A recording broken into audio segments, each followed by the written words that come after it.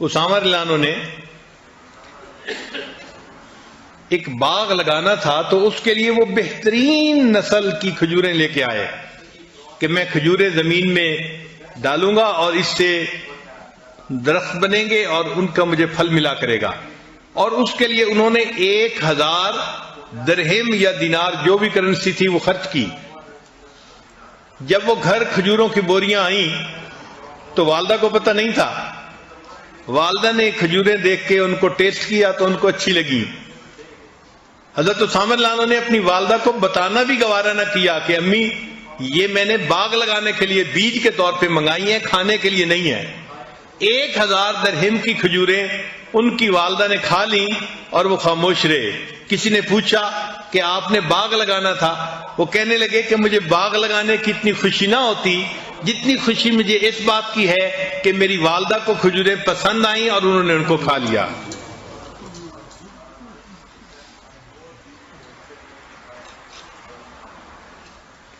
حضرت ابو ہریرہ رضی اللہ تعالیٰ عنہ کے بارے میں آتا ہے کہ جب بھی اپنے گھر سے باہر نکلنے لگتے تھے ہمیشہ پہلے اپنی والدہ کے پاس جاتے تھے، ان کو سلام کرتے تھے، ان کو بتاتے تھے اور پھر گھر سے جاتے تھے. اور جب گھر واپس آتے تھے تو پہلا کام اپنی والدہ کو سلام کر کے بتاتے تھے. اتنا اپنی والدہ کا وہ احترام فرماتے تھے. سیدنا امام اعظم ابو حنیفہ رحمۃ اللہ علیہ اپنی والدہ کا بہت احترام کرتے تھے. اللہ کی شان کہ امام اعظم تو جوانی کی عمر میں بہت بڑے فقیہ بن گئے تھے اور ان کا فتویٰ چلتا تھا. 120 ہجری سے امام اعظم کا فتویٰ چلنا شروع ہوا. باقاعدہ وہ اپنے استاد کی مسند پر بیٹھ گئے اور ان کا باقاعدہ فتویٰ چلتا تھا. 120 ہجری سے ان کا چلنا شروع ہوا. اب گھر میں کئی والدہ کو مسئلہ پوچھنا ہوتا تو والدہ بیٹے سے بھی پوچھ سکتی تھی، لیکن ایک اور عالم تھے، فقیہ تھے جو بڑی عمر کے تھے اور والدہ کے دل میں ان کی عقیدت تھی کہ بڑے عالم ہیں اور پرانے عالم ہیں تو وہ پکا مسئلہ بتائیں گے. تو والدہ اپنے بیٹے کو کہتی کہ نعمان مجھے ان کے پاس لے چلو، میں نے ان سے کچھ مسائل پوچھنے ہیں. تو امام اعظم رحمت اللہ علیہ اپنی والدہ کے لیے اونٹ منگواتے اور ان کو اونٹ پہ سوار کرتے اور اونٹ کی نکیل خود پکڑتے اور لے کے چلتے. راستے میں امام اعظم کے کئی شاگرد ملتے، وہ کہتے کہ حضرت ہم اونٹ کی نکیل لے کے چلتے ہیں. فرمانے لگے نہیں، میری والدہ سوار ہیں، اب اس اونٹ کی نکیل میں ہی پکڑ کے چلوں گا. جب اس فقیہ کے پاس پہنچتے تو دروازہ کھٹکھٹاتے، وہ باہر آتا تو آپ بتاتے کہ جی میری والدہ آپ سے مسئلہ پوچھنے کے لیے آئی ہیں.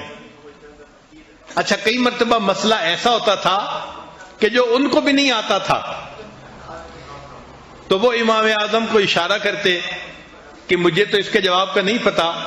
تو امام اعظم ابو حنیفہ رحمۃ اللہ علیہ آہستہ آواز سے ان کو مسئلہ بتا دیا کرتے تھے اور پھر وہ اونچی آواز سے امام صاحب کی والدہ کو مسئلہ بتاتے. ساری عمر ایسا ہوتا رہا اور امام صاحب نے اپنی والدہ کو یہ نہ بتایا کہ امی جو مسئلہ پوچھنے جا رہی ہیں وہ آدمی تو مجھ سے پوچھ کے مسئلے کا جواب دیتا ہے. صرف اس لیے خاموش رہے کہ اگر میری والدہ کو تسلی اسی طرح ہوتی ہے تو ان کے دل کی خوشی کا ہونا زیادہ ضروری ہے.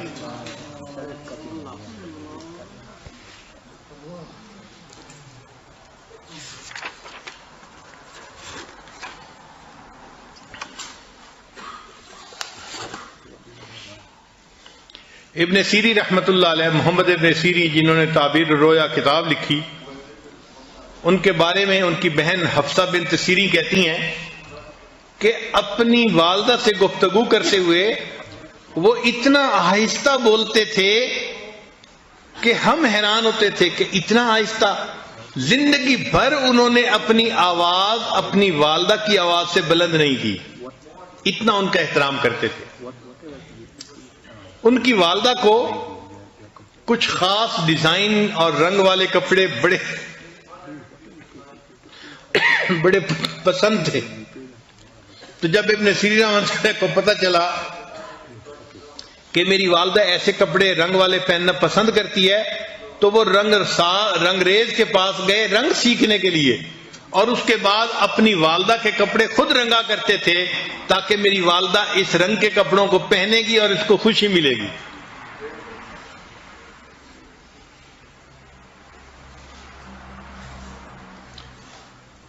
بابا فرید رحمت اللہ علیہ بڑے مشائخ میں سے گزرے ہیں، بہت شیریں زبان تھے، بات ایسے انداز سے کرتے تھے کہ دوسرے بندے کا دل مو لیتے تھے. ایک مرتبہ انہوں نے بڑی محبت سے اپنی والدہ سے بات کی تو ماں نے کہا کہ بیٹا تو بفضل خدا شکر کی طرح شیریں ہی رہے گا. یہ ماں نے دعا دی کہ تو بفضل خدا شکر کی طرح شیریں ہی رہے گا. ماں کی دعا اس طرح قبول ہوئی کہ آج بھی ان کو مرنے کے بعد بابا فرید شکر گنج کہتے ہیں. اللہ نے نام کا حصہ بنا دیا.